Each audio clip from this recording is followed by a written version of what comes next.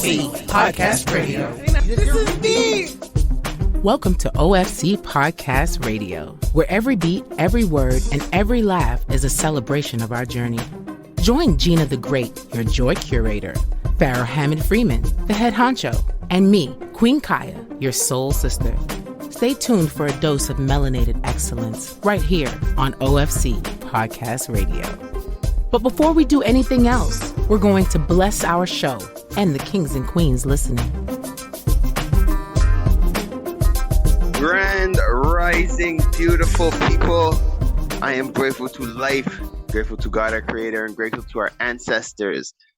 I'm grateful to the ancestors, one, for being present with us, and just for this opportunity to be on air here today. And I just ask that they guide us throughout this show and let it be very entertaining, let it be very insightful, let it be very uplifting, let it be, did I already say educational? If I didn't, make sure it is educational, and most importantly, let it be empowering for each and every one of our listeners out there as I send out that spirit of love, light, unity, strength, great health, wealth, and peace to each and every one of our listeners out there. Hotep, amen, ashe, aibobo. All right. Right off the top, Gina the Great and Queen Kaya. Just letting you guys know, every once in a while you might hear 1-2 banging in the background if I don't get to mute it on time. Just still in renovation mode here at the retreat.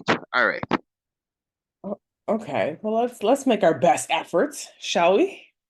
Best efforts. That's what I do. And apologies for last week, guys. As we were going through the show, I didn't realize that some of the banging that was happening in the background was actually on the show last week. So shout out to banging last week. All right. Oh, we doing shout outs first thing in the morning, eh? Okay. Gina the Great, how was your week? To be honest, it wasn't a very busy week. And that's okay, because I didn't need it to be honest. I really wanted it to be a recovering week, because it's been a busy 2 weeks. So that I have to say, usually I have this whole long monologue, but I don't this morning. You're like, nothing's really going on in these sites. Yeah, just like high key. But I'll say this, that I did this thing before going to sleep the other night, and I just kind of moved, because I do feel like I'm a little stiff, right? I work in front of a computer. I basically walk to work and I do all these things, but you know what I don't do like I'm supposed to? Is stretch. I got to incorporate yoga back in my life, to be honest, actually. And I kind of just did this little stretchy thing, just swinging your arms to kind of get all those little crackies in your back, get your spine realigned is what it is. So I did go see the chiro this week too, because that was very necessary. After the long flight back from Greece, my knee was just it was burning. These flights, they made the seats even smaller and smaller. So once you hit a certain height, your knees are in your nose. It's not even you can't even really sit comfortably. Sorry. So I feel bad for Huey. Last flight I had to take, because Huey grew exponentially. Last flight he took to come meet us in Trinidad, and poor guy, and I think what they did, they placed them all in the back row, near the bathroom, and I think that has the least amount of space. I feel so bad for this guy. He was legs in the aisle, he's just trying to make it. Just trying to live. And the thing to that is I realize now that I think I do want to spend money to select my seat and be in the exit aisle, because this just doesn't make sense anymore. Going in, so all of my brothers are at least 6 feet up. I think it's 6'1" is the threshold and up, right? And so I went down with Josh, and Josh is, I think, 6'2" or 3 at this point. This poor, I'm not gonna call him a kid. He is in his 20s, but he's still a kid to me. That's my little baby. But he's there knees wide, because he couldn't sit straight, facing the seat, because it didn't fit. One knee in the aisle. The man got disrespected so many times with the pushing of the cart coming through and all these things. And That's funny. So Like you guys build these things for minis, and that's not our situation. And so that's another time and opportunity where I realized that I am taller than the average. I thought I was average height. I thought 5'7" for a woman is average height. And apparently not, because I think the average height of, well, they say globally is like 5'4" or something like that. But I right, mean, yeah. when you're saying globally, there's certain regions that are really bringing that height down. But then again, when I step outside, I very I very rarely look up to anyone. It's either we're either at eyesight or I'm looking down at like well, and eyesight, even that. A lot of women are shorter than me that I come across. So I was just like, oh, wait a minute. 'Cause again, I say 5'7". I'm like, I don't feel like that's that tall. Apparently, But yeah, apparently it is. Yeah, and 5'9", I didn't think it was that short, but apparently it is. So oh, it apparently is. I'm not on the taller scale. I thought I was pretty average, but apparently I am kind of short.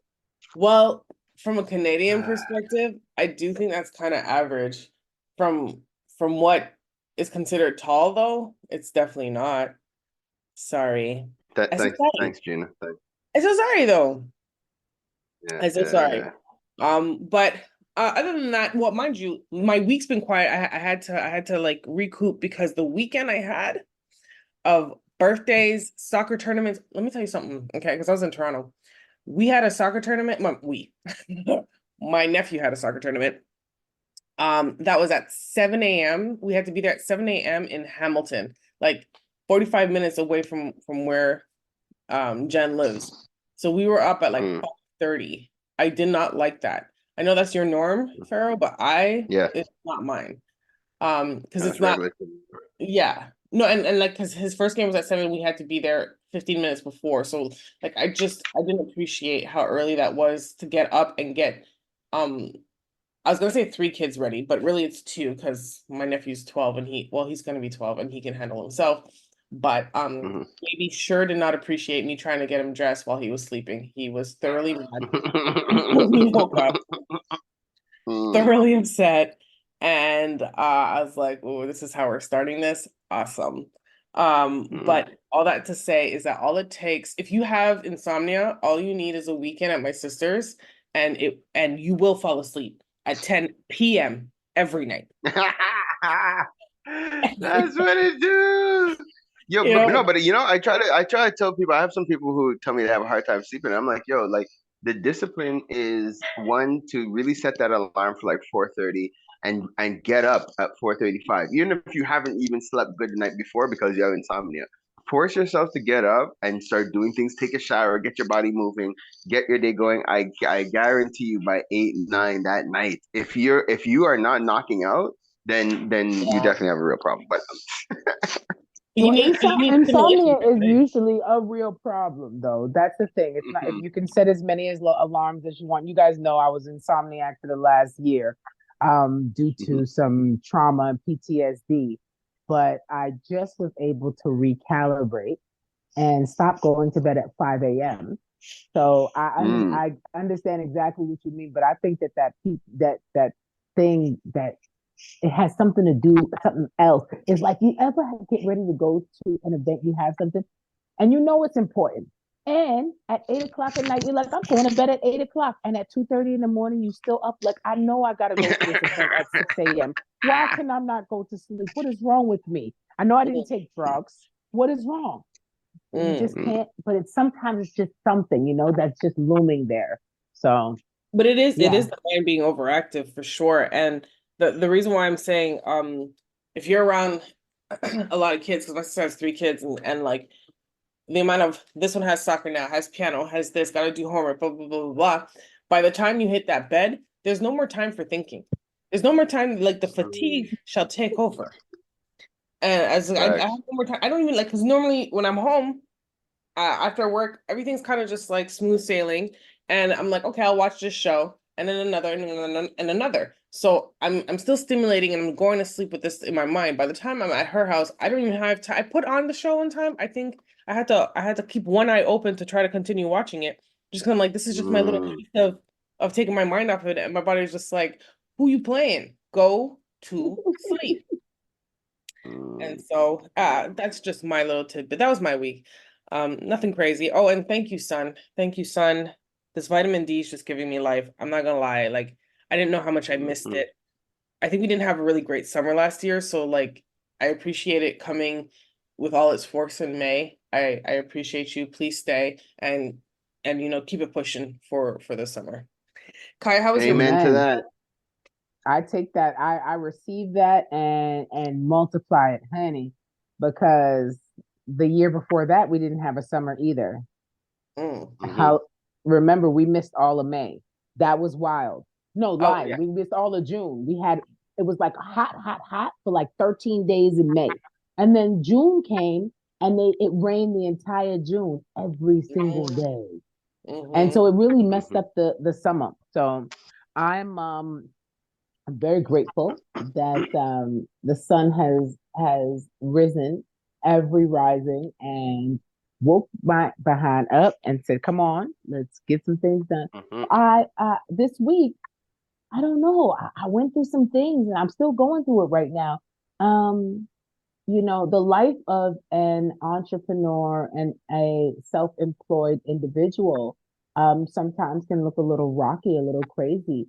And, I went through something. So last week I was saying, I was feeling good. Things were going great. I made some money. And I feel like after I mentioned making some money, I never made another dollar until now. And so I'm kind of weirded out. I'm like, listen, if anybody is listening and has an evil eye on my money, you stop right now. You cut it out because we can't be having that. Now, with that, I came into that resourceful part of myself. And I was telling you guys about cleaning out my closet. So I am having a clothing sale. I realized that I have way too much stuff. Yeah, more than just spring cleaning. Everything must go sale. This is Macy's going out of business. For plus size women that may be listening, I am selling all the clothes and shoes that I have in here. I'm a big lady, so I know it's very hard to come across size 11 and 12 shoes. It's kind of hard to come across quality plus size pieces. So I'm very much I wouldn't say a hoarder, but a collector of fine things. And so I have some really nice pieces from different places. Would still have tags on them, most of them. Some of them that still fit, some of them that don't. I just never wore before. But I am having a clothing sale due to my week being a little bit slow financially. And I'm like, you know what? I think that this is my time to tap into, what is really happening in my life and in my home. I have too much stuff. I got way too much stuff.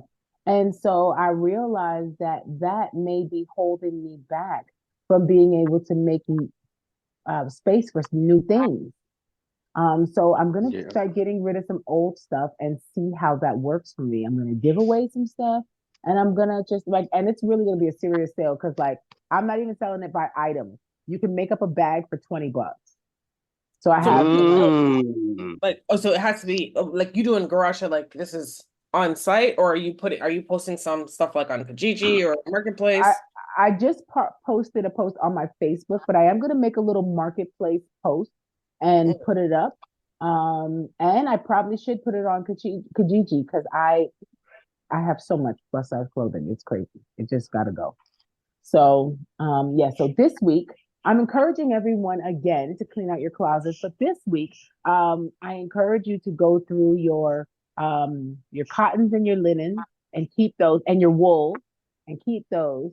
And get rid of all the other stuff. I was telling y'all about the vibrations of the materials last week and stuff like that. So this week I'm going through, I'm taking out the cottons and the wool and stuff like that. And all the rest of the stuff I'm getting rid of. Actually, there's still some cottons and some wools in there, so they got to get out. But amen to that. No, they got to get out. But yeah, this week is cleaning out my closet. So shout out to Eminem. I'm sorry, mama. I never meant to hurt you. No, but I'm cleaning out my closet. So yeah, get on the good foot. And that was pretty much my week. And Pharaoh, what's popping? What's going on? Because I seen a video online. Yo, I said I would do it. Guys, last week I did say I would share the video. And I did. All right, just because The people that's how love we it. get down. The Yeah, people love the it. people appreciate. Yeah, and there's a lot of people do appreciate it. It's good to share love. It's good to share positivity. So yeah, we did got a lot of positive feedback. I think I should have given Shai a heads up that I was going to share that video though, because she's like, "Yo, I'm getting all these messages. What happened?" I was like, "Oh, right. I shared that video that we took the other day." Oh, she's like, "Oh, okay, Did you add her that's in what's it? happening." Did you add her in the video? I don't even think I don't think I added her. I added her in the video. I don't No, I at least don't if you remember. add her, then Like, she guys, knows where she's getting all these messages from. You're not doing this right. You keep getting Hey, beat up by your I wife. ain't doing it right up. please Oh, tell him again, Gina, I because know, great gesture. I Great know. I'm gesture, not doing it right. You Thank know what? you. You know, I try. But hmm. No, I'm saying, you know what? Let me Oh, you not, gonna say something? because I was gonna back you up, but you know what? This was a really, really great gesture. So take backsies. You did it right. You did it right. Take backsies. Well, thanks, cousin. I Yeah. appreciate that. Mhm. All right. No, but it is, and it's like it is something because I can connect with a lot of couples, a lot of young couples, a lot of people going through it, and you know, this year, Shine are going on what 18 years, I think now. Lord, yeah, Oh, 18 that's so years, yeah, 18 beautiful. years this year. You know, and what I think would be a value, and I think we might have spoken about this in the past, is having like a workshop, having an opportunity where we could get together as couples and even single people who are interested, you know, just to have these kind of open dialogues in terms of how we strengthen each other, how do we strengthen relationships, how do we strengthen ourselves, how do we love ourselves first so that other people can love us as well. I think these are things that are just necessary. Um, because like everything that I'm doing is really just off of spirit and off of vibe. Because I can't say unfortunately that I grew up in this kind of environment where I seen this type of display, you know, of affection between men and women and stuff like that. And unfortunately, I think there's a lot of us who have kind of grown up in like a lot of us come from single parents, right? So we didn't necessarily get to see that example besides the Huxtables of how to how to really build a family and how to be a husband, be a father, and stuff like that. So like I'm grateful for the guidance, the internal guidance that I have that allows me to, like to kind of go with the spirit and go with the vibe and follow my heart, so to speak. But it is something that I feel it would be a huge value, to open up to people within the community. So this is something I'm putting it out there. If people out there are interested in this type of workshop and would like to participate in a workshop or would like to volunteer to be maybe even a panelist to share your experiences, as being in a relationship or coupled up, or even as a single individual, or even a divorcee, because even those I find just all the experiences would serve the community. As we know better, we do better, and I think that's just really what it is. So that's it was fun. It was fun sharing that, fun being able to uplift the people. Um, I realized this week that I've really developed this weird kind of anxiety when it comes to going live or sharing clips. Like I used to, for those who know back in the day, I used to be super active on social media, at least on Facebook. Instagram came in and I never really got the hang of it. I think it's just something in me that just doesn't want to get a hang of Instagram is why I haven't. But I've come to realize even when I go like to do something on Facebook, which is a platform that I'm familiar with, I have this weird kind of anxiety. And I don't know what it is, guys. Like I can't seem to talk the talk I use. I don't know if it's not wanting to have to hear the feedback from the people, if it's not like I feel like I know a lot of truth and I have a real hard time. Like I just choose to just keep it to myself just to avoid having to deal. And I don't, guys, I feel like I need some help. Like I don't even know. I don't even know what to do. So, well, obviously the anxiety sounds like it's about potential backlash. And I just heard yesterday, I was listening to a podcast and someone was saying, someone had asked one of their guests, like, how do you react or manage like comments, especially if there's negative comments in your comment session. And she mentioned that there's a way, and I don't know if this is all social media. I'm assuming it is, but you can add mute words. So if you and I mean I don't think that you need to live in a completely delusional world where like every time you post something, all you want to see are the good comments. But I do know that the fact that you may have 100 positive comments and you read one negative one, it for some reason the way we're programmed, it's as if like that undoes the 100 positive comments, right? Because of that one negative, and we hyper focus on that.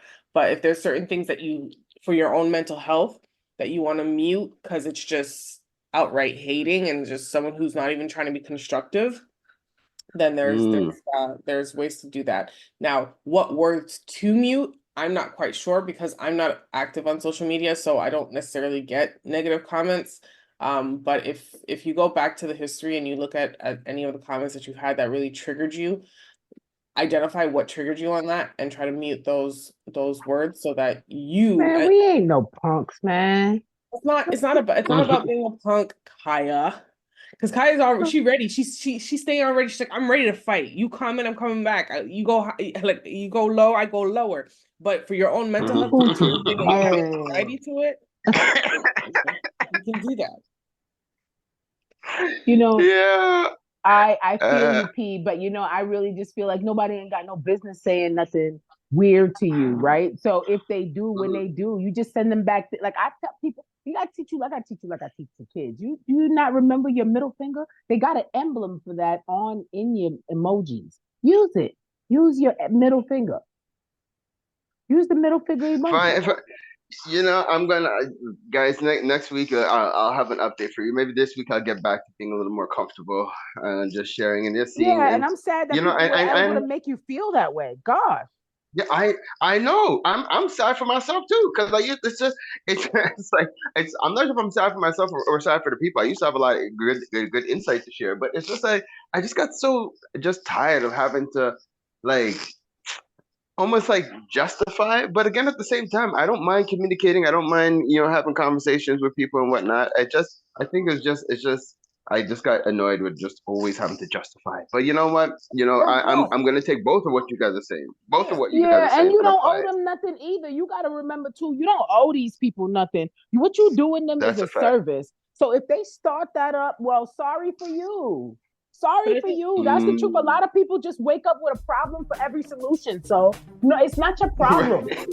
That's true too. And I think so. I think it, like you've been doing it for so many years, and water off a duck's back. It hasn't been quote unquote affecting you. Or at least you don't think it is, and because that's what that person was saying. Like a lot of times, because I mean, I'm of that nature where it's like, well, what you eat don't make me, poo. So opinion of me has nothing to do with me, has everything to do with you. But eventually, if you've read too many of that, or like as we know, the same thing with mantras. If you say it enough times, you will create a reality. So if you're reading it enough times, you might say like, wait, am I the problem? Because a lot of this person keeps thinking, or these certain group of people keep pointing out the same thing. Maybe I am the problem, and it may not be that. It just might be that person's just really hating, but you've read it one too many times to now start sowing a seed of doubt. Yeah. Well, I'm just going to tell you, sometimes it's okay to be the problem too, P. We have to wake up sometimes and choose violence. We understand that this is just what it is. So, on that note, for those of you who don't want smoke, don't bring smoke. That's all. Don't bring fire. It's just what it is. That's it. Leave the man alone. And you know what? When they start that's why you got to cue in your co-host. Like, yo, you see this guy? And I'm going to be like, hey, bang, bang, bang, bang, with all the middle finger emojis. It's like a gag. So, all right. So then, so I'll tag you in like WWF. Like, yo, I just come handle this one. I'm gonna sit this up. Ask me why Wyatt and myself are Pharaoh's angel and a demon on his shoulder. Right? And you're like, hey, just pacify, just work on you. Kyle's like, yo, bazooka gun, let's go. Hit him hard and hit him low. That's what you gotta do. You know what time it is. That's so our they don't next come photo back. shoot. That's our next photo shoot for our Halloween shoot. That's what we're doing. That's it. Yes, I love it. Yeah, so that's what it is. So it's been this kind of week, guys. It's pretty. I think across the board, it's just we all enjoyed the weather this week. There wasn't really much crazy things going on. I'm still at the retreat, battling the mosquitoes, trying to come up with all kind of different solutions. So when you guys come out here, you have nothing to worry about besides just coming and just relaxing in the vibes. So guys, now as we're preparing to transition, we got my brother Olush, who is basically, you guys know, like I keep saying it, it is finance season within the OFC. So everything we're talking is business, everything we're talking about is money. And brother Olush is one of our business advisors, business coaches. He's here to share all kind of things to help you guys, one, just to level up, and this is our objective as a community. So I'm glad to be able to create this space. So guys, sit back, relax, stay tuned as we take a pause for the cause, and we'll be back with Parlay with the People. Let's take a quick pause for cause just to shout out our homegirls, Kemba and Andrea from Keen Real Estate Group. Whenever you're thinking real estate, whenever you're thinking investments, whenever you're thinking about planning for the long term, think Keen Real Estate Group. They're generating wealth for generations. KeenGroup.ca. If your goal is to purchase a car and to make the process as simple as possible, just get a car broker, guys. You just get a car broker. Big shout out to our homeboy, Hamsdale Jacques, the owner of HJCourtierAuto.com. That's HJCourtierAuto.com. If you're a small to medium-sized business and you're getting started and you're ready to go to that next level, what do you need? You need a phone line and you need a website. Think Mainstream Digicom. They got all your telecommunication needs checked. MainstreamDigicom.com. You're trying to get out on the web. You're trying to understand how to navigate through ads. Check out Java Logics for all your marketing, your digital marketing. Where would we be without Preston? I don't even know. Check out Java Logics. I give thanks to Preston for what he's done for the OFC. The amount of positive reviews we've gotten from all his referrals, we're proud to stand behind his work. Check out javalogics.com. No, it's not just because he's my brother. It's because you can't talk hip-hop in Montreal without saying M City Solo. Guys, check out his latest project, In My Fields, available on mcitysolo.com. If it's not one of the hardest new EPs to hit Montreal, come and let me know. You already know. It's your boy, Pharaoh, bigging up, mcitysolo.com. Keeping the culture alive. I gotta give thanks to West Can Folk Performing Company. For the last 40 years plus, they've been promoting our culture through song, drum, and dance, educating youth, the children, the seniors. Just check them out, westcanfolk.com. Girl, what are you cooking? My curry chicken. Ooh, you're burning it. Oh, gosh, it looks so... It's okay, girl. You need the Curry House. They have the best Caribbean food in town. 2 locations in Montreal, West Island, and Côte-Neige. For more information, follow Caribbean Curry House, MTL. Don't forget to mention the Empower Hour for your 10% discount. So, who placed in the order? Me. DeVito, WizKid, Burna Boy.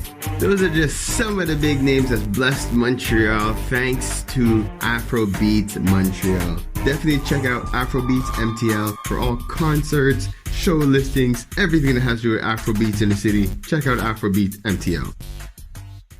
One full circle. We are the Melanated Community Resource Hub and Network. What does that mean? We're here for each other. Parlay with the people. Parlay with the people. Parlay with the people. Parlay with the people. Parlay with the people. Parlay with the people. Parlay with the people. Parlay with the people. Parlay with the people, y'all. All right, beautiful people. So like I had mentioned at the top of the show, you guys know this is finance season within the OFC. So everything we're talking about is business, money, investments, leveling up. And I am excited to have our brother Olush from Rebrandified with us today. He is a member of the OFC. He's been working and supporting community for a very long time. I'm excited to have him on with us. Grand Rising, my brother. Thank you for being with us today. How are you? Absolutely. I'm doing fantastic. Thank you, Pharaoh. Thank you for having me. It's my pleasure. It's my pleasure, King.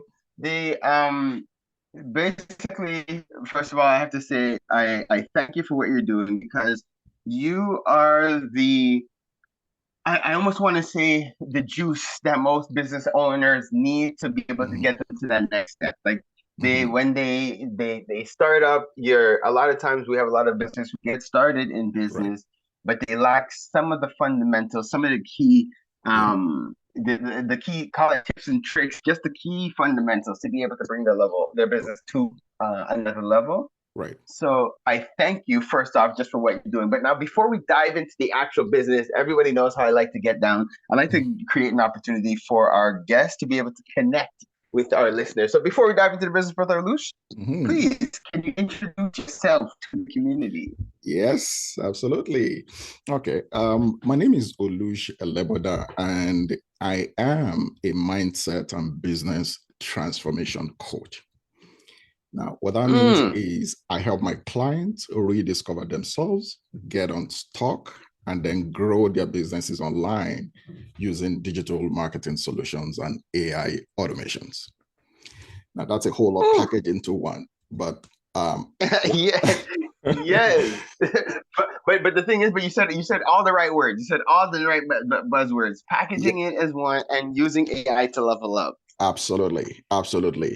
And just as a way of just throwing in a few background details, I started this business because I used to be in the corporate, and I got to a point in my career when I knew that no matter how high I rise, there was a vacuum in my life that my corporate positions wouldn't just fill.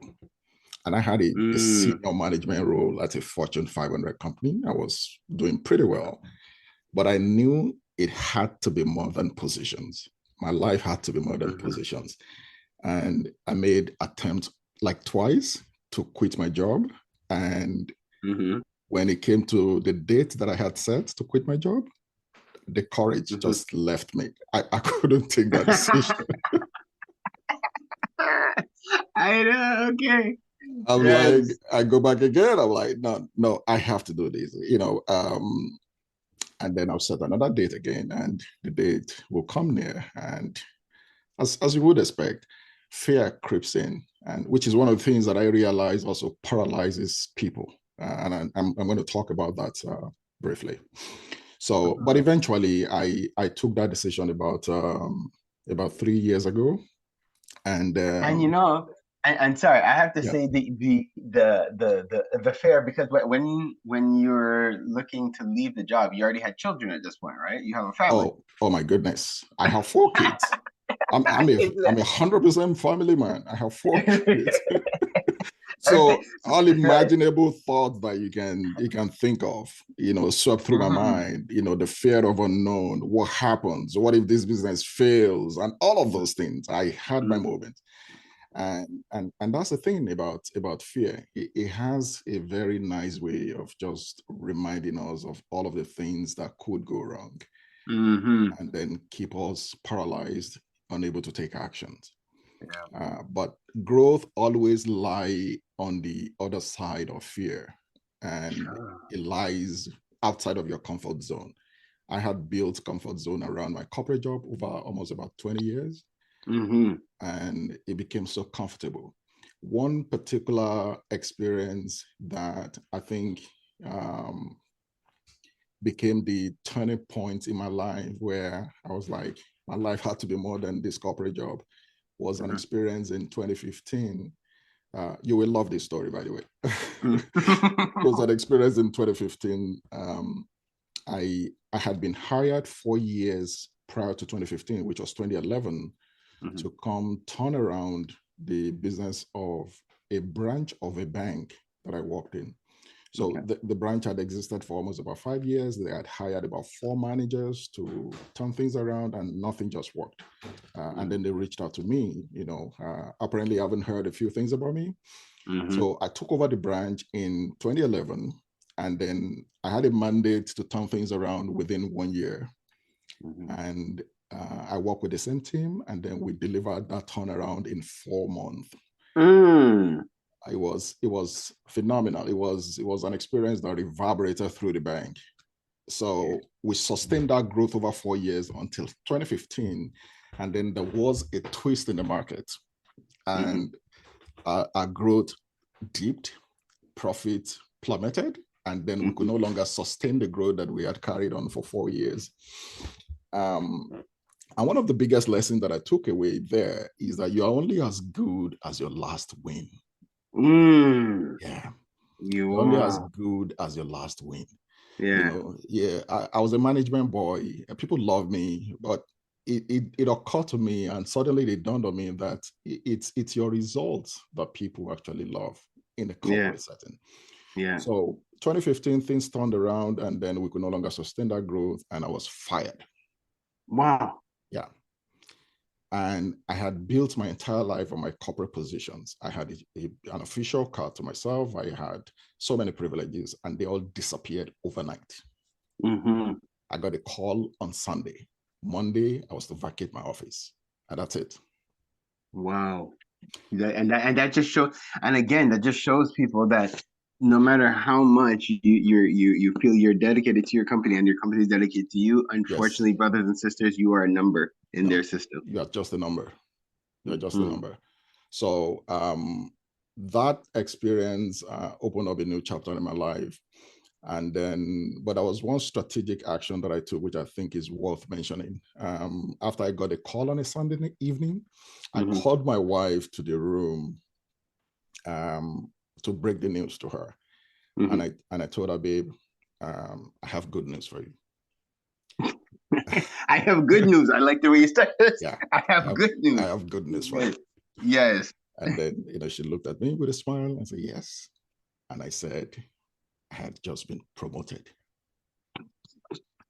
And we need to celebrate. Okay. So I like where this is going. Yeah. And that's exactly what she said. I said, okay. So I said, why don't we start dancing? So I got our favorite music in the music system, and then we started playing our favorite praise music, and both of us danced. We danced for almost about 30 minutes. Sweating, oh wow! Okay. Celebrating the new promotion. And after we're done dancing, I sat her down. You know what, babe? That promotion I told you is actually job loss. I've just been fired. Oh my God! Like, wow. Okay. How did she take? Yes, this is all right. Go ahead, please. The first thing was that there was shock, of course. She looked at me like, wait, did I hear that correctly? I just danced to a promotion announcement that you made. What are you trying to say? But I noticed that, my action prior to breaking the news kind of prepared her for what was to follow. And one of the profound statements that she made to me that day was that, you know what? It is as you have declared. This is a promotion. Yes. And then we both danced again. Nice. And we allow things to just light on that day. But the good news was after about 3 weeks. Yeah, go ahead. No, but I have to say, even just that testimony and the way you framed it, because one of the things we tell people, and anytime I meet with any entrepreneur, any person developing an idea, your mindset is the key. It's the formula. How you see things, how you take challenges, how you take quote unquote failures, like all those things. When you're getting into the world of entrepreneurship, you have to look at the glass half full all the time. So that definitely your approach, kudos. And guys, anybody who's listening out there, I strongly recommend you take notes. So sorry, brother, you're saying, so you said 3 weeks after doing something. Yeah. Totally, you hit all the right note there. Mindset is everything. The problem is not usually the problem. From my experience, just coaching business people, the problem has always been the way we see the problem. Yes. And after about 3 weeks, I was recalled back to office. So I got my positions back, I got my position back, and all of the privileges were reinstated. I even got paid the 3 weeks that was away from work. Oh, nice! You see, that's energy. Yeah. But guess what, Pharaoh? That experience is what gave birth to the Olush that you see today. It left me no longer the same again. I saw my position as just temporary. And the entrepreneurial side of me was given birth to. And I knew it had to be more than this. And even though I did spend some more years in corporate, but it was with a different mindset entirely.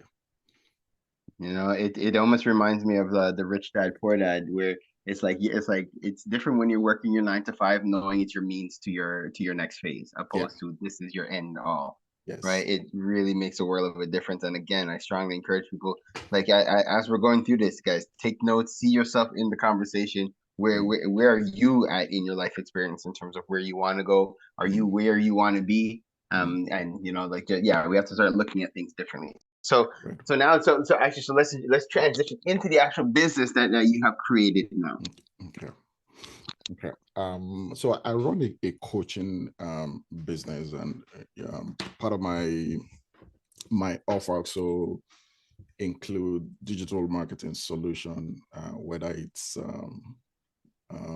having the best representation online, whether it's through a sales page or sales funnel or a website, I help my client through that. But what my process really involves is it begins with helping my client to gain personal leadership. And that's where mindset comes in. For the majority of people who come to me, I think the starting point for most of them on a discovery call is typically around what is not working in their businesses. And then when they get into my program, unfortunately, that's not where we start from. We start from you personally. And I take them through what I call clarity and extraction. And my goal it's almost like it's sorry for cutting you. Go ahead. The goal is? Yeah, I was going to say that my goal is really to help them to find alignment between what they do as business and why they do it.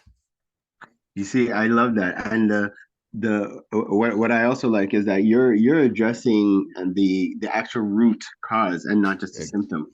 Exactly. Right. It's like people not doing well in business or whatever challenges that they're having. It's usually stemmed from something else. And my God, like just hearing you speak this, because it's something that the why I think is where people when they're developing a business, where they kind of miss the mark, because they underestimate the value of their why. Yeah, like totally.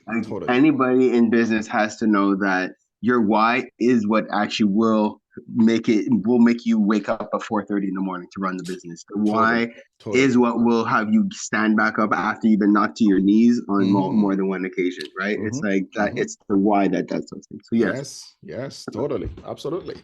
And to give you an example of how we flip things around, sometimes at the early stage of client relationship with me, when they come up with an idea, or they try to explain their business model, or maybe it's a product that they're trying to explain to me, one of my first few fun questions to ask them is, what problem is this product solving in the market?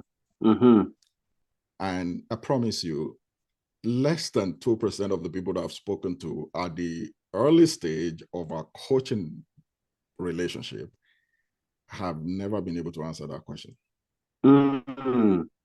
They can't articulate what problem their business is solving, what problem is a product that they want to launch is solving. And I tell them, if you can articulate what problem your business is solving, you don't have a problem. You don't have a business. Wow. Yeah, you don't have a business.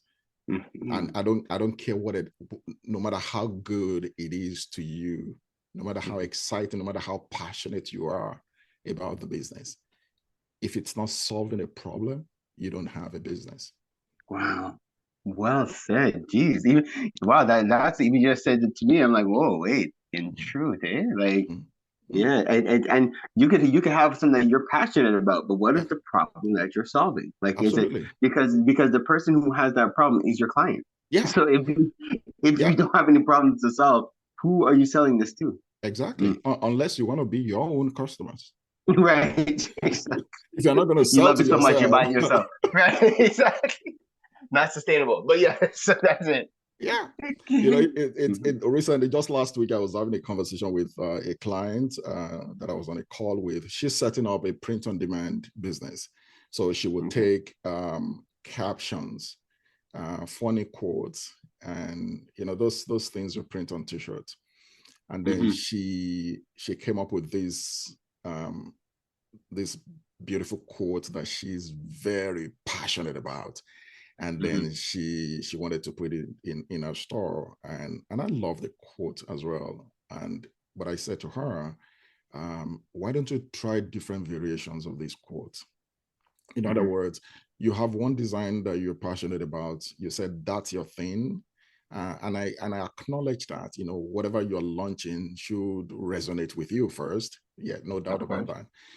But if you're not compromising anything, you need to flip that mindset over and think about the fact that what resonates with your target audience is what truly matters, is what drives revenue for you.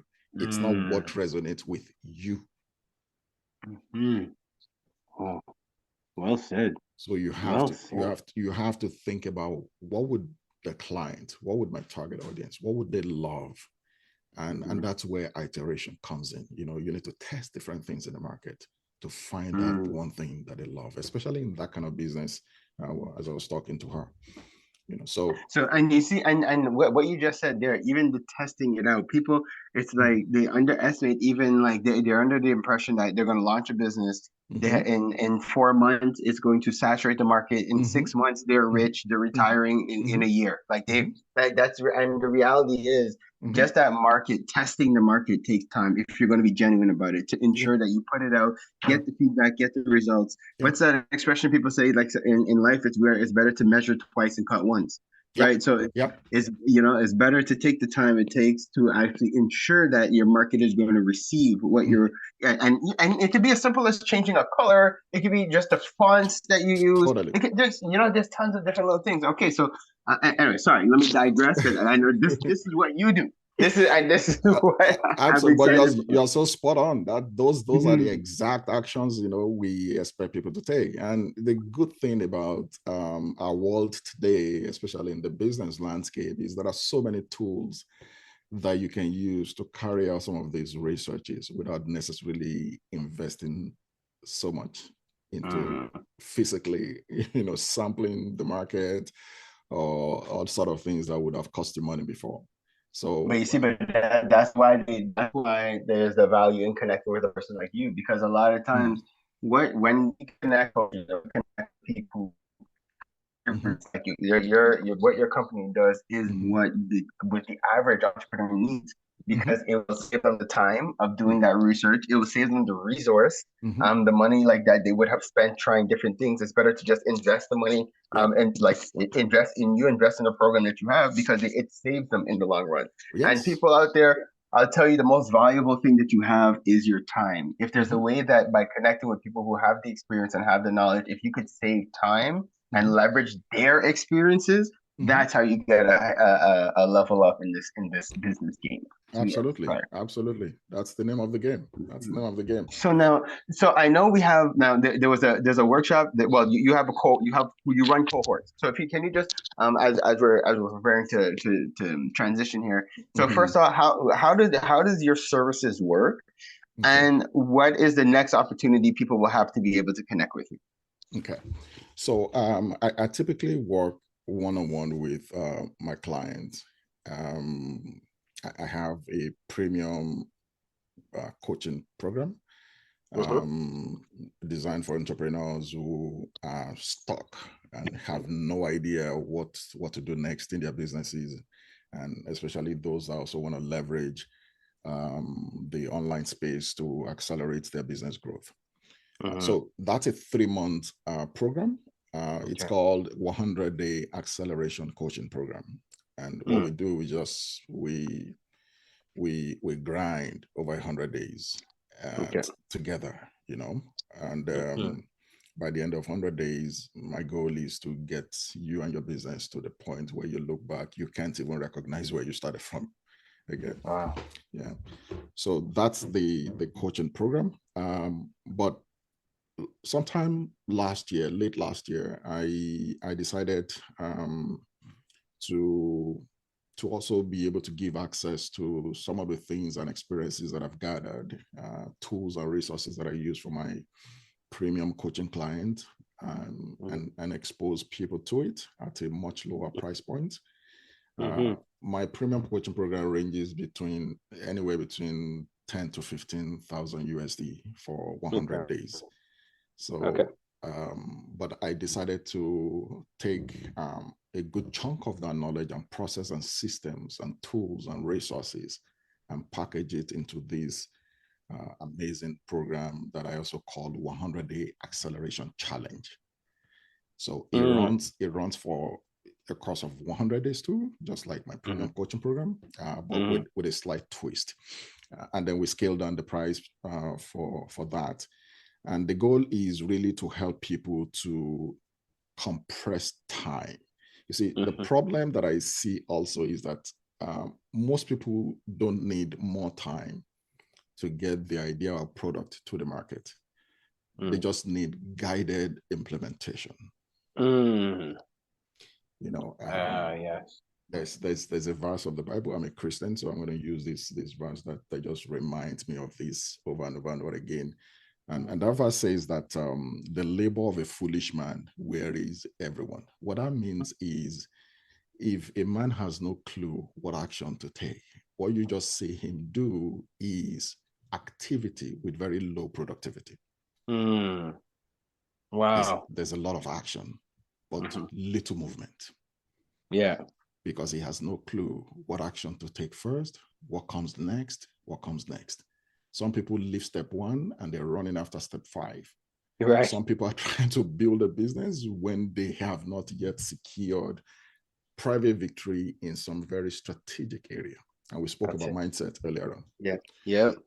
So the 100-day is really designed to help people compress the time by giving you systems and tools and resources that get you to where you want to go in your business very quickly. And it's, you know, after when I personally became a student of that program myself, and it's one of the things that I think if I had access to, the fear to quit my job would have been able to get rid of it much faster than I eventually did.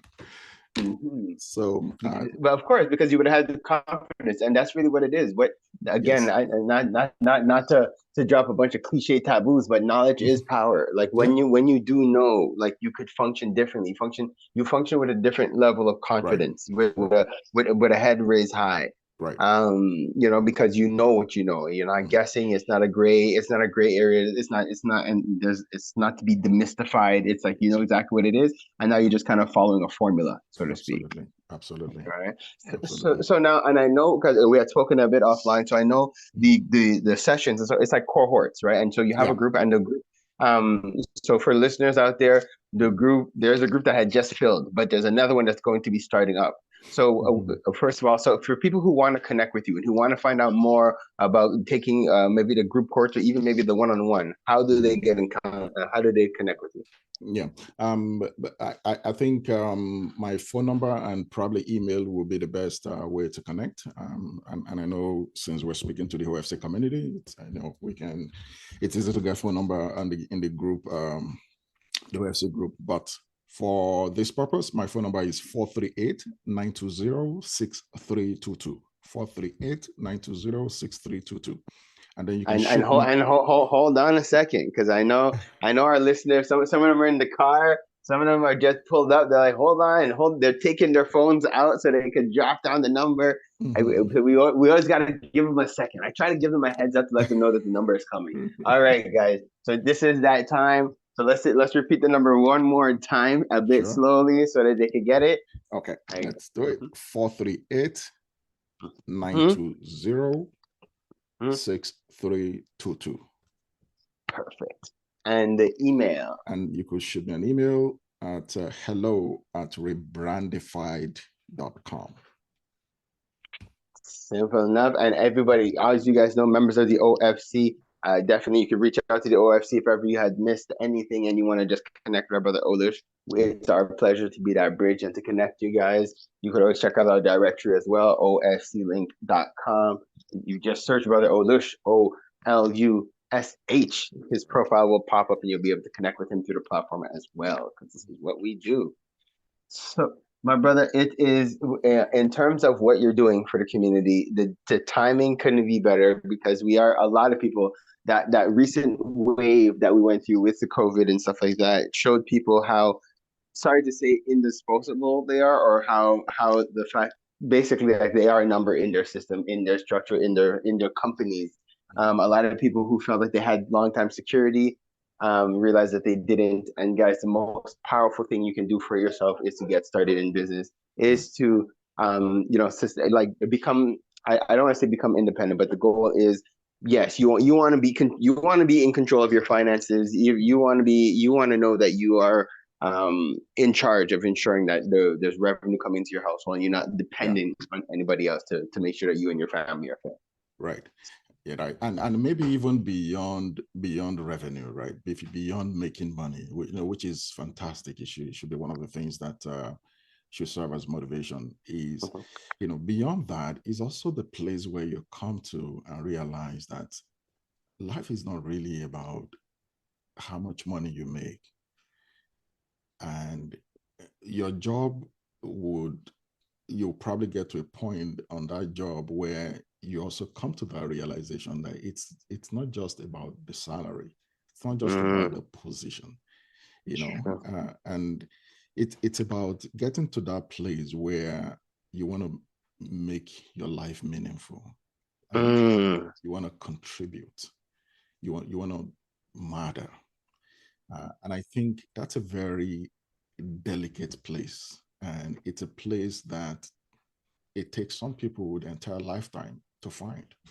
True. When I see aged people, for example, in paid employment, it troubles my heart, because I know some things may just not have gone rightly. Otherwise, there's no reason why at 65 you should still be in paid employment. And I saw that when I was in paid employment. Right.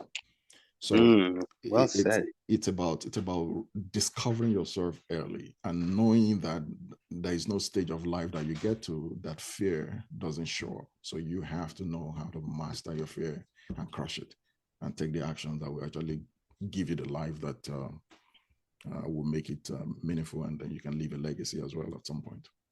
Woo, brother. And I feel like what you just said, because as we're closing up our interviews, I like to put our listeners, our guests on the spot and ask them for some empowering words. And I feel even without being prompted, you just dropped some empowering words on the people. Just so, because it is like what you just said there. It's like that is it. It's basically it's to understand even beyond the money, beyond what it is. It's like you're building.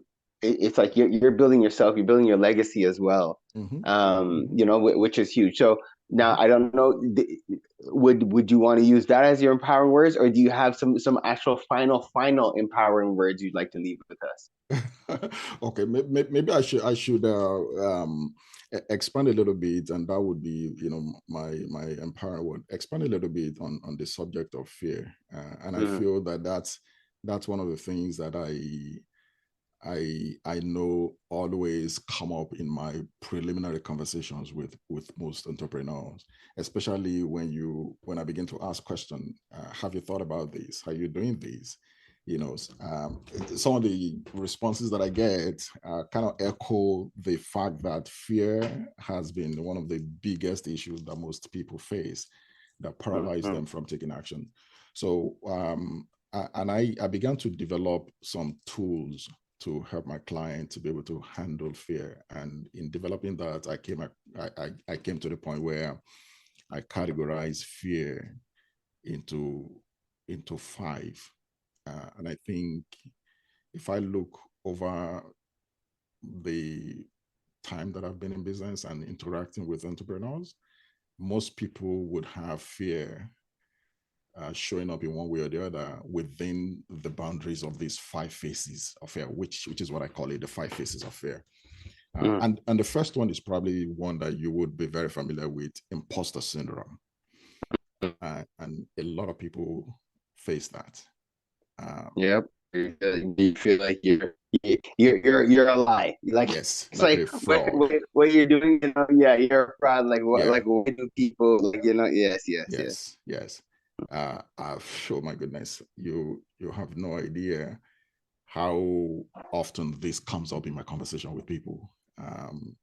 So that's one of the faces of fear. It's actually fear disguised, and it keeps people in their comfort zone. It keeps you paralyzed. It keeps you unable to take action to build a meaningful life.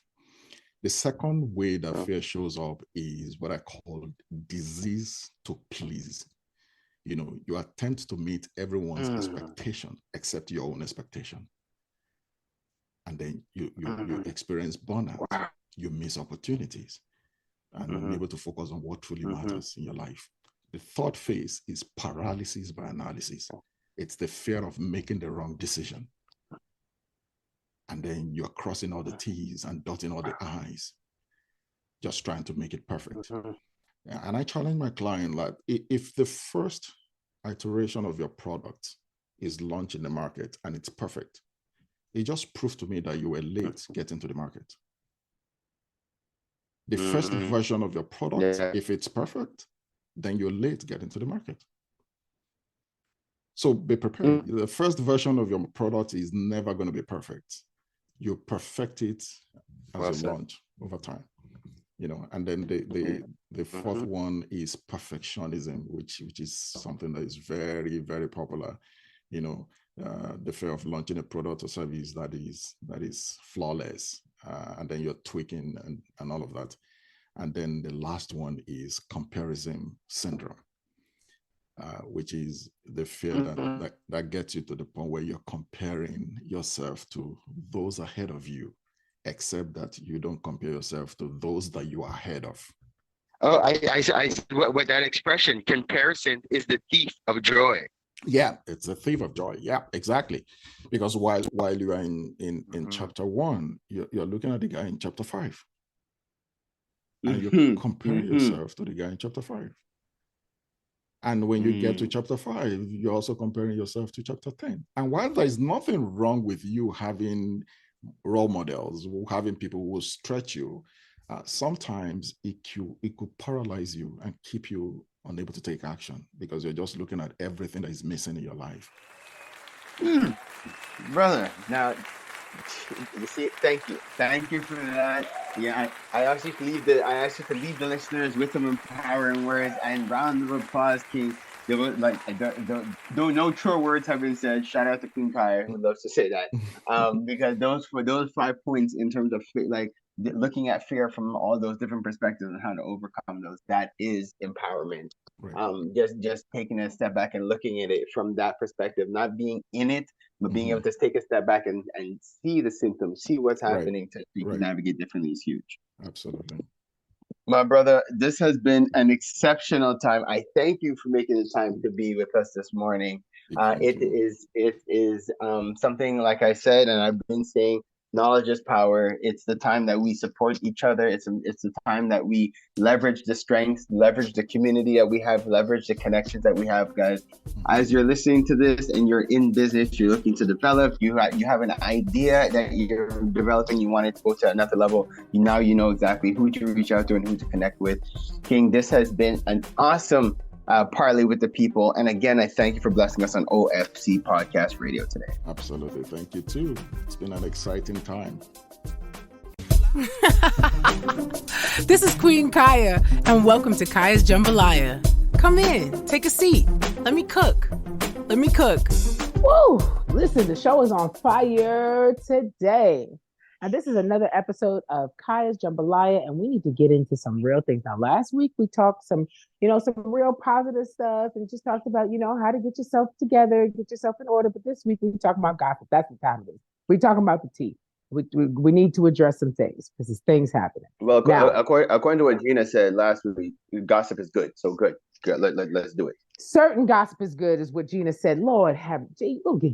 You know, discernment. I'm gonna get into that later.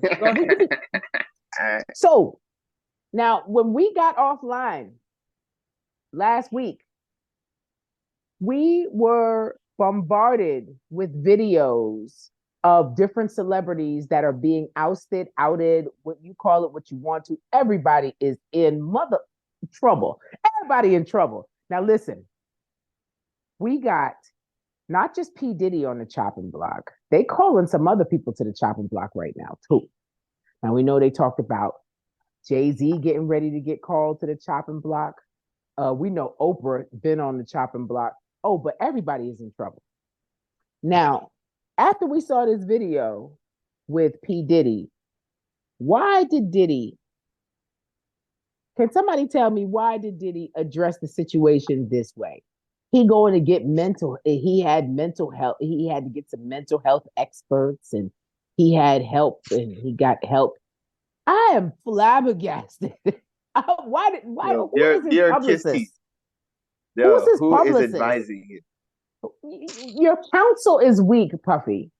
Who told you? Yeah. Nobody checks the releases before this guy talks. Yeah.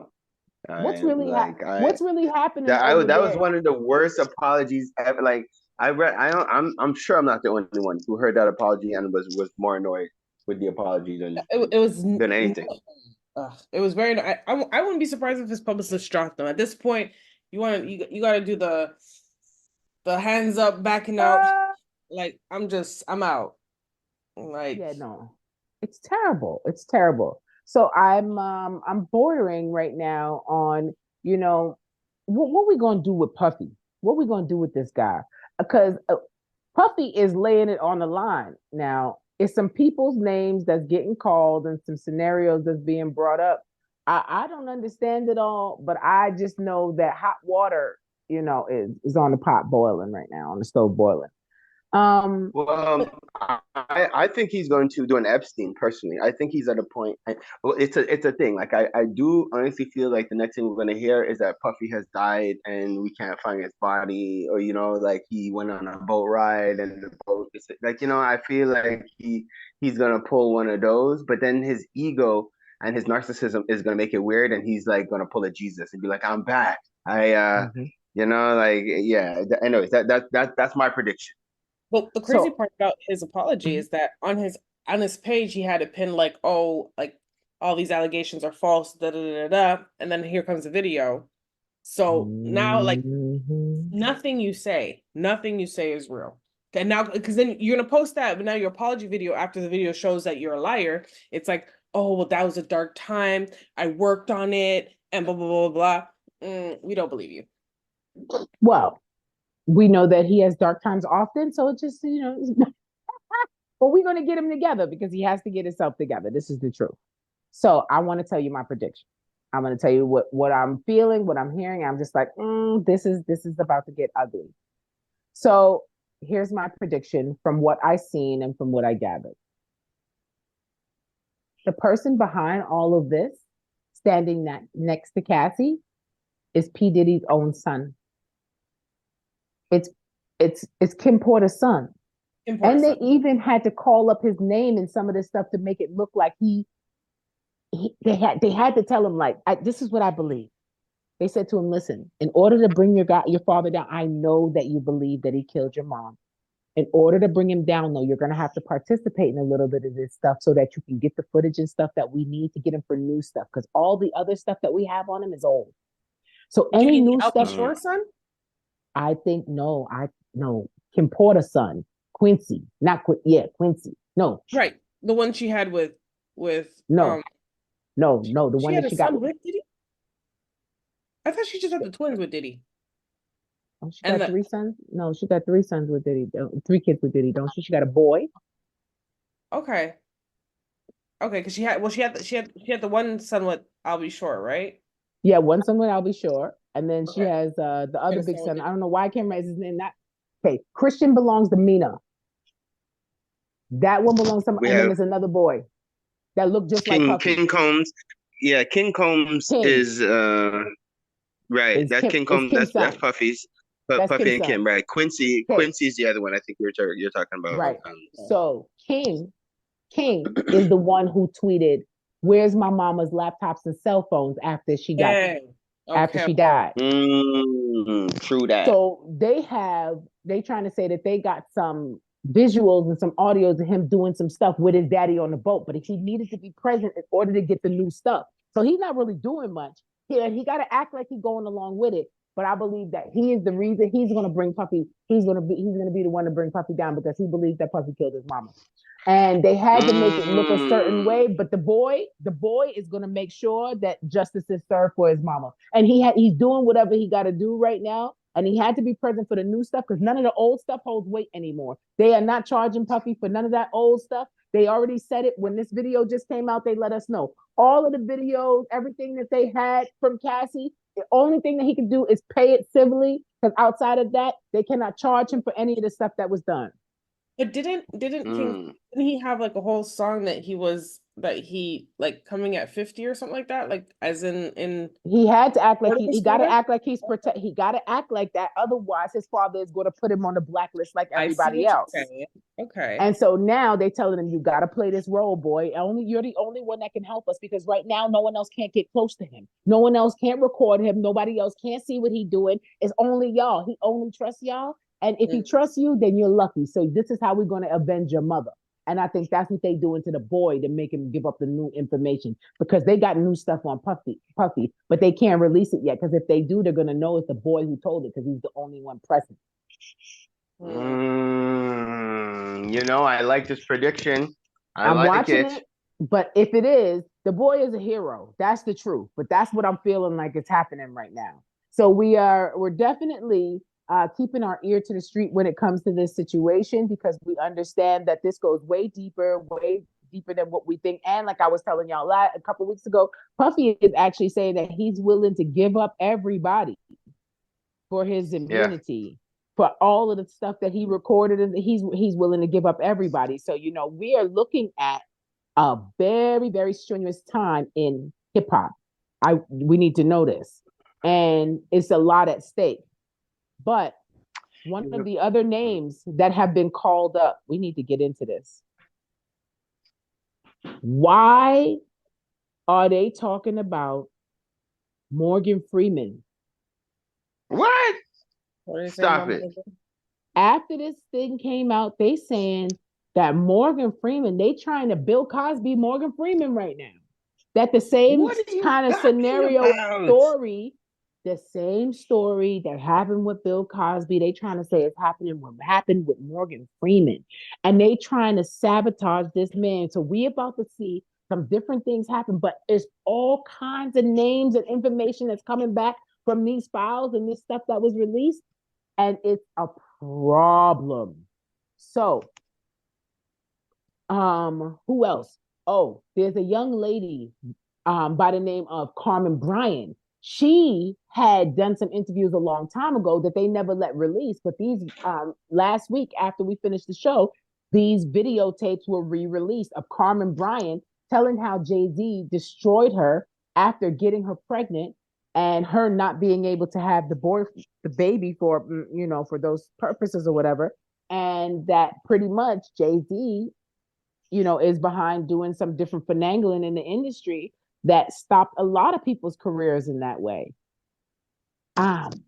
This whole thing, it's like, what was it? Somebody had mentioned the other day, like how the industry has been enabling like everything, because Puffy apparently he was real public with his abuse too. Like, whereas I guess it was almost like back in the day where people used to see Ike and Tina, and they'd be like, it's Ike and Tina again doing their thing. Right. But it's like, still, to the extent we're at right now, it's like, guys, we got to do way better as a people, as a species, as an industry. I don't even know how to. Dang. Well, Hollywood is burning. That's the truth. Hollywood is burning. But some recent information is coming through, from our girl Jaguar Wright, and she suggests that Rihanna was actually trafficked from Barbados to the U.S. for Jay-Z. Oh my gosh. Yep. They telling some stories. It's winding down. It's winding down. But on that note, I just want to say that even though this celebrity news is very thick and we see all this wild stuff going on, I want us to be a more conscious people about what we're taking in and what we're watching and stuff like that. But we're watching this thing unfold, and I want y'all to understand that the neighbor next door could very much be a monster, and we cannot keep turning a blind eye to these things that we see and witness, because in the end, look how it comes out. Now, everyone who was involved is up on the chopping block. Everyone who was present when Cassie was getting those whippings, was getting that treatment and that abuse, they're all up on the chopping block. And now the list for P. Diddy's client list has dropped. They have not said everybody who's on it, but they're about to release it, and they say the client list is extensive. They're also saying that P. Diddy might have had a SA room, a trafficking room downstairs in the basement of his house. So P. Diddy, boy, I don't want to keep bringing up Diddy, but the story just keeps developing more and more. And so what I'll do is next week I'll bring you more information on the Morgan Freeman, on the other young lady who says that she was pregnant with Jay-Z's baby and forced to get rid of it. We're gonna talk, and we're gonna get into some of those things. I want to wrap up on some of the last words that Cassie said, because apparently she responded. She broke her silence after all of this happened, and P. Diddy issued his apology. Apparently, Cassie made a statement afterwards, pretty much saying that, apology not accepted. So pretty much she's letting everybody know, like, no green light for him. It's still the red light for him, and and y'all carry on. So on that note, we're going to be watching very closely. But I want to give a shout out just before I go to Busta Rhymes, because I saw a video of Busta Rhymes, P. Diddy, and Coi Leray in the same room. And I had to laugh because P. Diddy tries to like schmooze a little bit while Busta is shaking hands with Stevie J.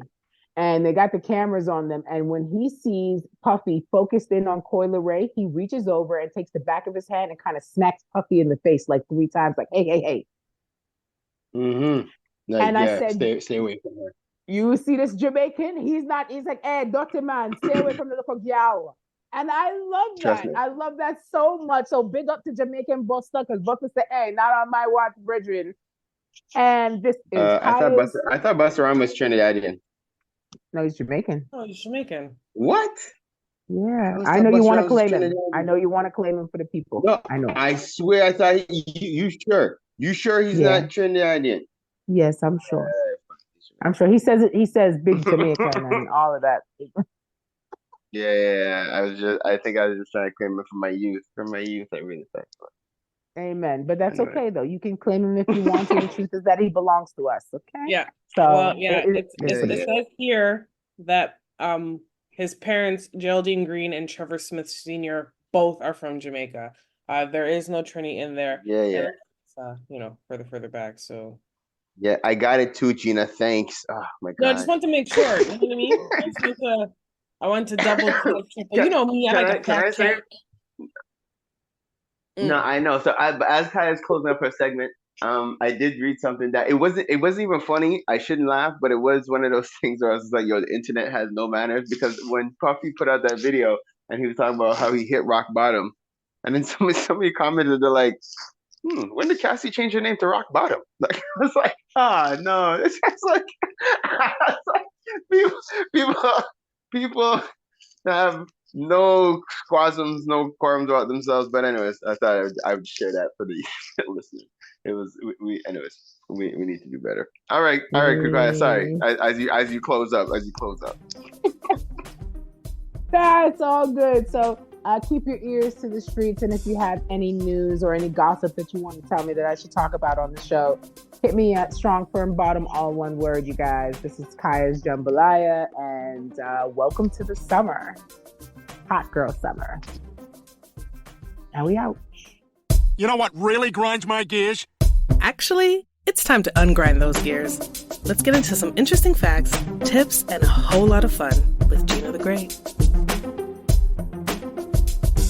What the facts is going on, everybody? So before I get into my what the facts is, I did want to put out a little note to self, right? And a note to folks, if you will, because I did come across this post on Instagram, and I'm sure other people have seen it too. And it's one of those posts where you see the guy, he's pretty much eating air and pretty much eating what was it called, air pie and nothing chops, because what he had in his background were a bunch of videos of people saying, eggs are bad for you. Eggs are great for your hair. Don't drink water. That's not real hydration. You need to drink more water. You're dehydrated. And it was like, if you just listen to the internet, like, you're gonna go crazy, because everything you do and nothing you do is right and wrong. Basically, you can't eat this because it causes cancer, and then turns around like, oh well, no, this is a superfood. No, that superfood that you thought was a superfood now causes cancer again. So you can and will get crazy, and people like to back that up with experts say, science say, and I use expert and science in quotation because I want people to have discernment. And even with things that are claimed to be facts, even facts aren't always proven. And because it's common, it's accepted commonly, if you will, then people turn that into facts. And sometimes we take opinion as facts, and that's not what we should do. So always fact check, consider the source, and also look at multiple sources before you make a decision. Also know that, no one's a monolith. I do understand how for some people, some of the things that they say that they're doing works for them, but all of our bodies are different. There are different body types, there are different immune systems, there are different metabolical systems. All of these different things means that anything that can work for one person may not necessarily work for you.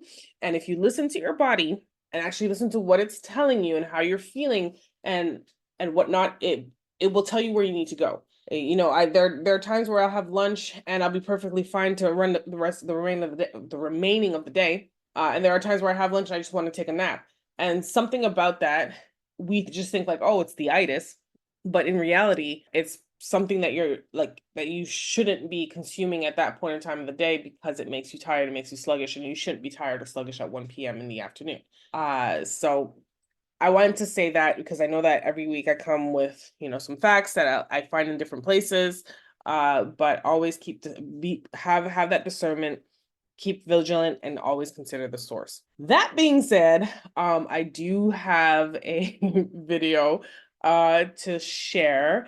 I have heard that a short walk after a meal will reduce blood glucose in a way that's really dramatic. Huge amount, 30-35% just taking a walk around the block after a meal. That's definitely a prescription I think everyone should do, because the research is so strong on it, is that building in simply a 10-minute walk around the block or a dance party in the kitchen, moving your muscles for 10 minutes after a meal can drastically reduce your glucose response, because you're just bringing all those channels to the membrane, you're taking up the glucose, you're using it. It's a whole different physiology than sitting on the couch after a meal. That's very high impact. It's high leverage if it's after a meal. So highly recommend that. And the levels data and clinical data has shown that out time and time again. I have heard that a short walk after a meal will reduce blood glucose. Do you guys do that? Do you move after a meal, or do you kind of just sit on the couch? I've developed a terrible habit of I eat standing up a lot these days. I don't know why. So it's like I don't even think I ever stop moving. It's a terrible, terrible habit. So I have nothing good to contribute to this. No, you actually said something that was very good, because the truth is that that's probably why, even at your age now, you're still not really gaining any weight. I was going to say. Because that's what, that might be a thing. So I can remember when I was younger, I was dealing with a grandmother, because I lived with my grandmother, who had a lot of hangups about diabetes, because apparently diabetes and heart disease run in my family. And so my grandmother every now and again would go on these different health kicks, and she'd say, come on, Schroeder. Well, we just finished eating. Let's go take a walk. And I'm looking at her like, I'm tired. What? But she used to make me get up and walk with her around the block. And we did that And I can tell you that it carried me far into my mid-20s, where a couple of those things that she showed me actually helped. And that was when I was at my fittest. But I used to eat a meal and walk from St. Henry to Little Burgundy every day, and then walk back. And I would have something to eat before I left Little Burgundy and then walk home. So I was in the best shape that I ever was in. So you said the words and I'm like, yes, Gina, that is it. Yeah. And it's funny because when I look back at when I didn't have a car, in those days when I didn't have a car, I had to walk everywhere. And mine were slim. I used to eat, when you're in college or university, $5 to $10 meals were very important. But I used to go to the Watt Cafe and you got that little combo meal. But the amount of food that they gave you, if I go and sit there now and try to eat that, I can't finish that plate. But back in the day, I'd be like, yeah, yum, that whole plate. And I walk back to the metro, walk back to Vanier, because I used to go during Universal break. So run out downtown and then go back to Ville Saint Laurent. And then I'd have to run after my Laval bus, because if you missed it, you were waiting another 30 to 45 minutes. And that bus stop was 15 minutes away from my house. And I walked everywhere. And that changed, A, when I got a car, and B, when I started working office work. Like when I started working in the office, the sedentary life set in. And so this is, the doctors will tell you, like, if a 30-minute walk, some are now saying 60. And again, remember, I just said before saying this facts, like experts say and whatnot, but it can't hurt you to walk. Like there's nothing wrong with that, but you're supposed to do that every day. But I like this idea of, if you're going to eat the meal, if it's cold out, because we have winter. So am I trying to go walk around the block at any point in time of the year? Probably not. But she said, have a little dance party in your kitchen. I could do that. That's 2 songs. You put 2 songs on, you do a little wiggle in your kitchen, and it's going to help your metabolism. So that's a little fun fact that I wanted to share this morning. Love it. Love it. What much needed, baby. We get health is wealth, baby. Health is wealth. Absolutely. A quote that I came across that I thought was really interesting is someone said, worrying is like worshiping the problem. Woo! And heavy.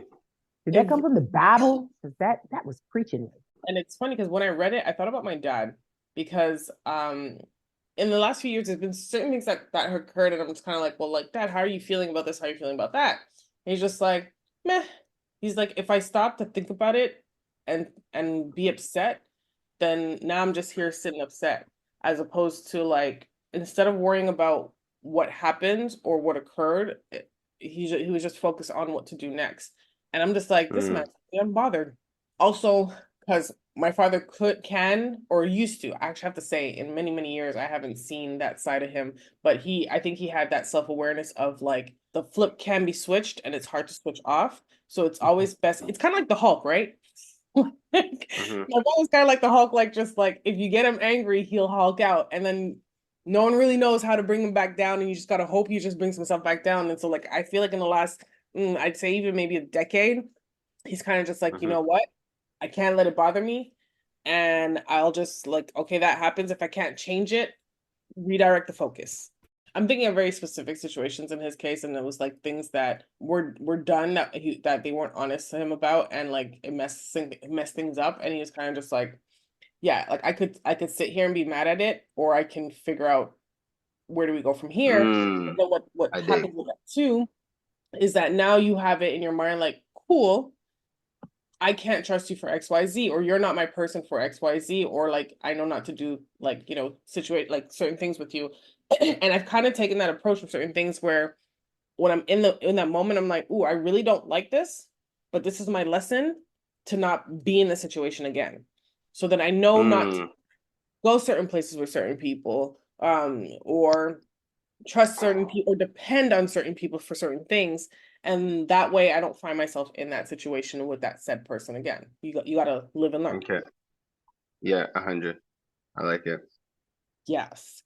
Okay, so I'm gonna get into some music. So from a social media perspective, social media gone wrong, I have a post that we're gonna play, and I'm also gonna talk about Apple's 100 list. They did put out a 100 list on the best albums of all time, so I want to share that with you. And then, of course, I will end it with our trivia. I'm true to form, or true to what I said last week. It will be a music trivia, and it is going to 90s hip hop. So Nice. better from you this week. But before we get into that, I found this funny little clip of someone explaining that basically spoke to your character based on your favorite rapper. Run the clip. This is what your favorite rapper says about you. If your favorite rapper is J. Cole, you got straight A's in school and you pay your grandma's rent. If your favorite rapper is Drake, you're either a personal trainer or a real estate agent and you put puns in your Instagram captions. If your favorite rapper is Nas, you're above the age of 40 with great credit. If your favorite rapper is 50 Cent, you're above the age of 40 with horrible credit. If your favorite rapper is Mac Miller, you're a white guy who sells weed. If your favorite rapper is Eminem, you're a white guy who sells cocaine. If your favorite rapper is Kendrick Lamar, you have an investment portfolio, a therapist, and you read nonfiction with chamomile tea before you sleep at 10 p.m. If your favorite rapper is Jack Harlow, you're between the ages of 17 and 24, you have a perm, and you and your 3 friends take way too long on every gym machine. If your favorite rappers are Future, Gunna, or Migos, you don't use condoms. If your favorite rapper is Da Baby, you cheat on your girlfriend. If your favorite rappers are Rick Ross or French Montana, you're lying. This is what your favorite rapper says about you. Did you guys hear your favorite rapper in that list? Nope. Nas. When he said Nas, I was like, that's very Pharaoh. He's very 40. That's very Pharaoh. Great credit. His J. Cole assessment is correct. Well, I didn't hear my favorite rapper on there, so it's like, man. Who's your favorite rapper? They didn't say Tupac or Biggie. You're supposed to say yourself. Well, I am saying myself, but that's what they didn't say Kaya. So I'm just like, I have to go with someone that. So Tupac and Biggie, and they didn't say that. So that just means that if you like Tupac and Biggie, you're probably dead. That's what it is. Oh my! But you're very much alive. No, that's because I'm my favorite rapper, me. But I'm just saying, they didn't put those guys in there like, you can't like them because they're gone. Oh, okay. I see what you're saying. Well, yeah, they were all alive. All the rappers on that list were alive. Apple Music put out 100 best albums. The top 20, the first one was The Miseducation of Lauryn Hill. And you know what? That's a good album start to finish. I'm not gonna lie. So let's go through this list pretty quickly. I'll give you the top 20 and the bottom 20. So Lauryn Hill, Miseducation of Lauryn Hill, Thriller, Michael Jackson, Abbey Road, The Beatles, Purple Rain, Prince and the Revolution, Blonde, Frank Ocean. I have not heard that album. They said the album Blonde is crazy. Yeah, I'm gonna play that this weekend. I gotta listen to that. Oh yeah. We all have to listen to it. We will all talk about it next week for sure. Yeah, we got some drama behind that album too. Really? Okay. All right. Well, let's come back prepared. Ooh, I'm glad this list came out. Number 6, Song in the Keys of Life, Stevie Wonder. Stevie Wonder. Mm-hmm. Yeah. Good Kid, Mad City, deluxe version, Kendrick Lamar. Back to Black, Amy Winehouse. Nirvana, Nevermind. Lemonade, Beyonce. Rumors, Fleetwood Mac. OK Computer, Radiohead. The Blueprint, Jay-Z. Highway 61 Revisited, Bob Dylan. 21 Adele. Blue, John Mitchell. What's Going On, Marvin Gaye. 1989 Taylor Swift. The Chronic, Dr. Dre. And Pet Sounds by the Beach Boys. So those were the top 20. You know what's funny? My mom's the one who introduced us to Dr. Dre on the Chronic album. Funny enough. Shout out to Janine. Shout out. And the last 20 on the list, so of course you can go on Apple Music to get the full list. And nobody got time to list out 100 albums. But 81 onwards is After the Gold Rush, Neil Young. Get Rich, Die Trying, 50 Cent. Horses, Patti Smith. Doggy Style, Snoop Dogg. Golden Hour, Casey Musgraves. My Life, Mary J. Blige. Okay, My Life is a shout. Blue Lines, Massive Attack. I Put a Spell on You, Nina Simone. The Fame Monster Deluxe Edition, Lady Gaga. Back in Black, AC/DC. Listen Without Prejudice, Volume 1, George Michael. Flower Boy, Tyler the Creator. A Seat at the Table, Solange. Untrue Burial, Confessions, Usher. Pure Heroine, Lorde. Rage Against the Machine, self-titled. Astro World, Travis Scott. Hotel California, The Eagles. And number 100, Body Talk by Robin. How many of these albums have you guys heard? I mean, guesstimate. At least 20. That's the truth. At least 20. Okay, that's good. At least 20.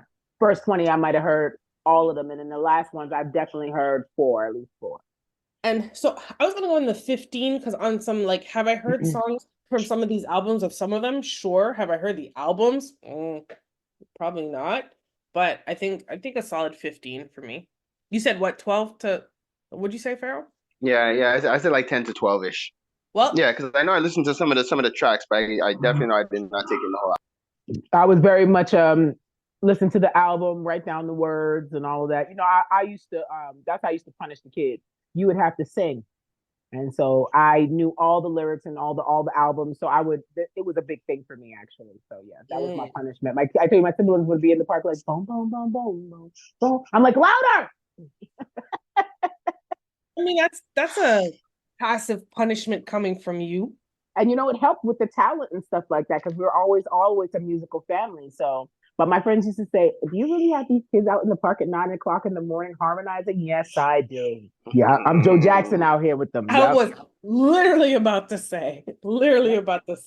Well, with that being said, we're going to get into some trivia. And after what Kaya just said, Vera, I don't know if you're going to make it, but I will say this because I did go back to listen to the trivia that occurred while I was out of the office over here. Y'all don't let trivia masters finish their questions before you try to answer. Okay? You're right. And I'm sorry. You're right. And we're not going to do that today. Today, I must finish what I'm saying, and then you will get a chance to answer. Now, you get a full point if you answer the correct answer without a clue. You'll get half a point if I give you the multiple choices for the answer, and then you get it right. Question, each trivia lyric, because it's not a question, it's a lyric. If you give me the name of the song, then you get a full point. If I have to give you the multiple choices for you to choose from and you get it right, then you get half a point. Okay. And you said don't scream it out beforehand. Oh, you talking to yourself? I'm talking about to the other part of me. The one she's in Gemini. Don't even be me. It'd be like, yo. Okay. All right. And I'm gonna just read these out. I'm gonna try not to harmonize on it to not give it away, but here we go. Number 1.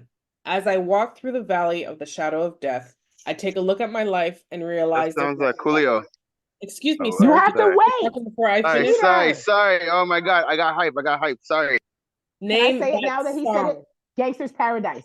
Thank you, Kaya. Yes, Gangster's Paradise. You get no points for Coolio because that was not the question. It was name the song. Gangster Paradise. Oh my gosh. You didn't let me finish the what I had to say, so that's how come you don't know what the question was. That's what happens when you jump into things.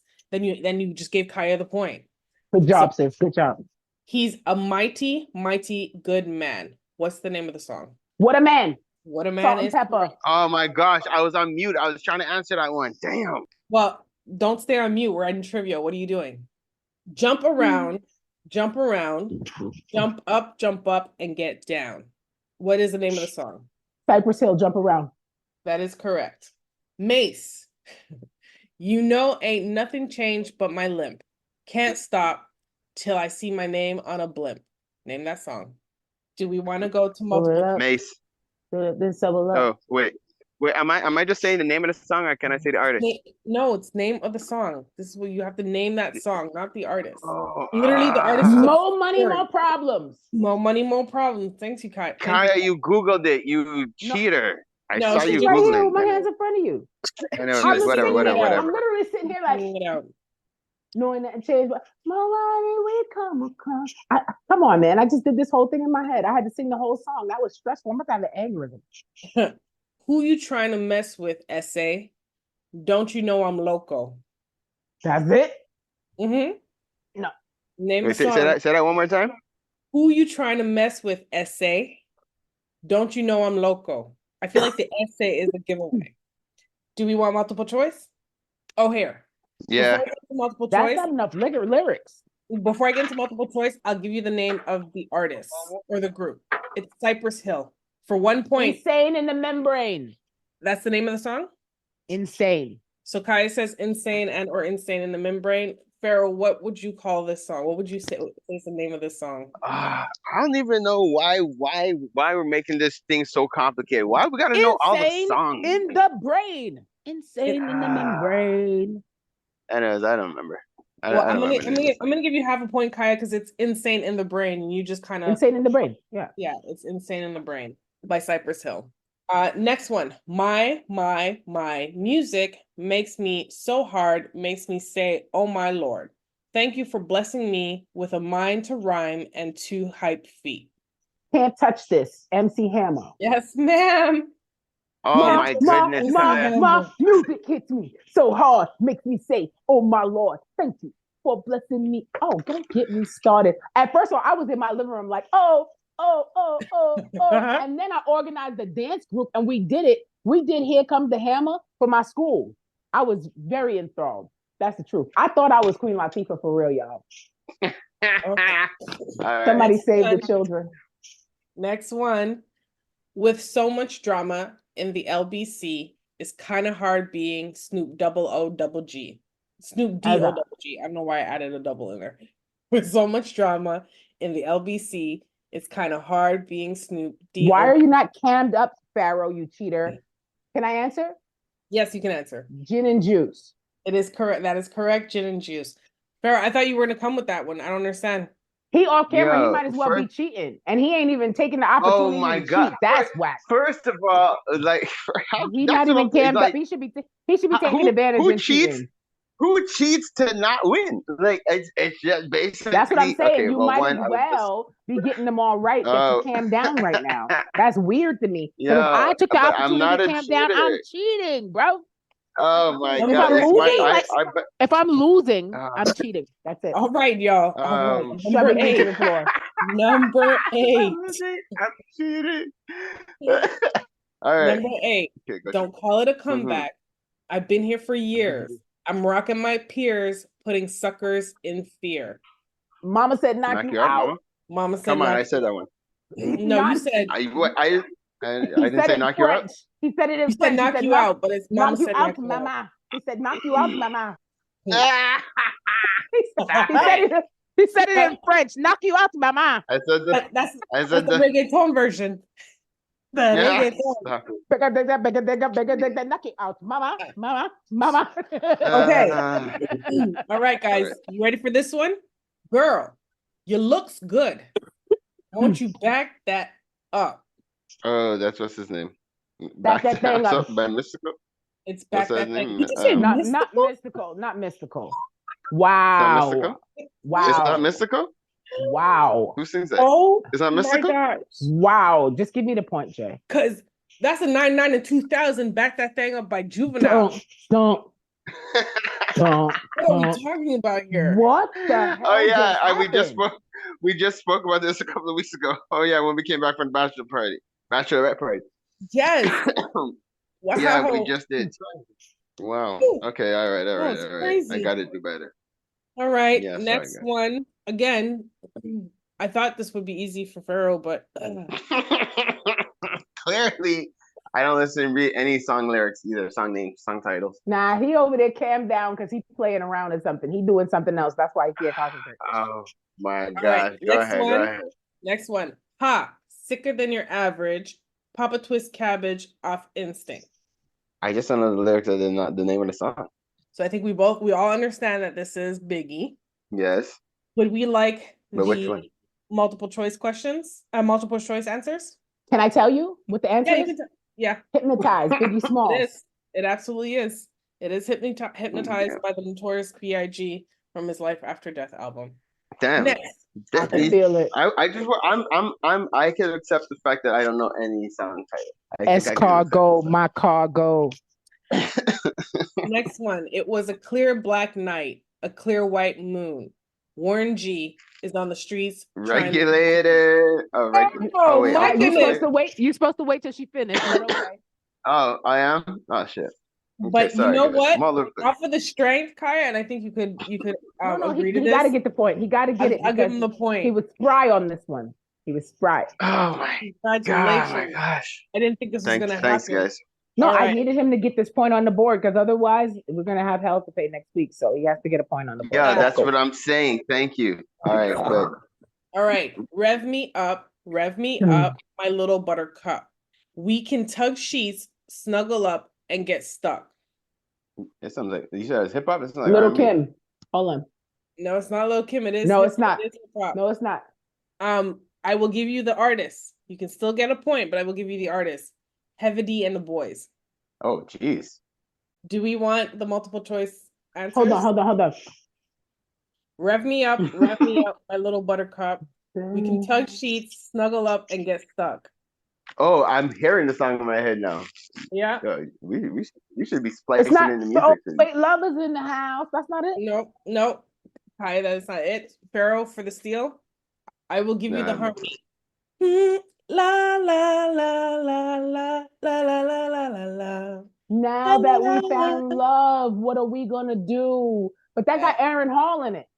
It does, but it's Heavy D and the Boys. Yeah, but it's Heavy D and Aaron Hall. Yeah, featuring Aaron Hall. Yeah, but yeah, so it's now that we found.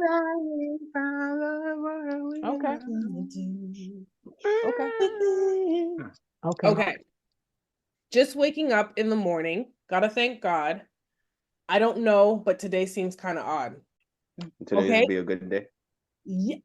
Okay. No, that's not the name of the song. No, Wait. it's not the. It's He not has too many Good words Day? in there. He got too many words in there. Oh, it's true. But it's true, almost true. right. He said today was going to be a good day. No, today was gonna be a good day, but that's not what it's called. It's called Today is a Good Day.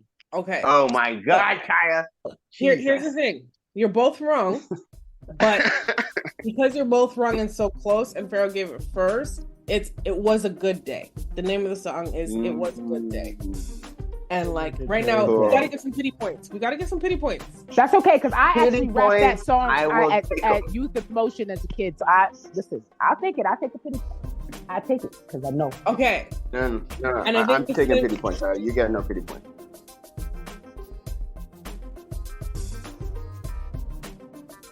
Two last ones. Let's go. And I need you guys to get this. Well, really fair. Why are you killing it? Stop. Drop. Got shut it. it down. Open up shop. It's an anthem. It's Come on, like come Jim on, Anthem. P. Let me let him get this one. What is the name? I don't know what the anthem is called. It's called the anthem. It's called the anthem. It's not called the anthem. It's not called the anthem, but it does have anthem in it. And Rough Riders you- anthem. It's the Thank Rough you, Riders Kaya. anthem. It is the Rough Riders anthem. And Oh that's- my goodness. I should get a half a point because I said anthem. First we had them like, oh, now they like, no. What happened, baby? That's how That's how Rough Rough Riders Riders roll. roll. Last one. Yo. I It's still a want my short- half a point. I said anthem. No. Last one. It's a short lyric. Time to sit back and unwind. Say that again? Time to sit back and unwind. No. Time to sit back and Time to unwind. sit back and unwind. If I do it like that, a little bit, a little dry, a little less dry. Do it the less dry way. If I do it fully, it gives it No, away. just do it the less dry way. Just do it. Time to sit back and unwind. That gives me nothing. Yeah, I know it was a little. Okay, so do Is that it? Summertime. Ah! Bum, Is that the name of the song? bum. Next. It was summertime. And on that, Bum. I'm going to end Wow. that on summertime because that's what we want it to be. I know it's still spring. Spring has sprung, and into summer we shall go. Congratulations, Kaya, for the blowout. Yes. Related. Something Shout my out hair Kaya. needs right now. Something my hair needs right now. But yes, thank you. Thank you. Yeah, so that's 11.5 honestly- to 4 pity points. Well, 3 pity points and 1 true point. So, congratulations, Kaya. Yo, honestly, guys, I think we should evolve our show into being like one of those talk shows. Like, what's his name? Jimmy Kimmel, the Late Jimmy Show, Kimmel? Night Show. Mhm. You know, I feel we should have like a real talk show where we do games, we do contests, we have guests that come on our show. I think we need a real talk show, guys. I think it's time that we evolve. You want a nightlife? I think we need to go. Okay. I'm with it. Yeah, I'm well, with it could be in the day.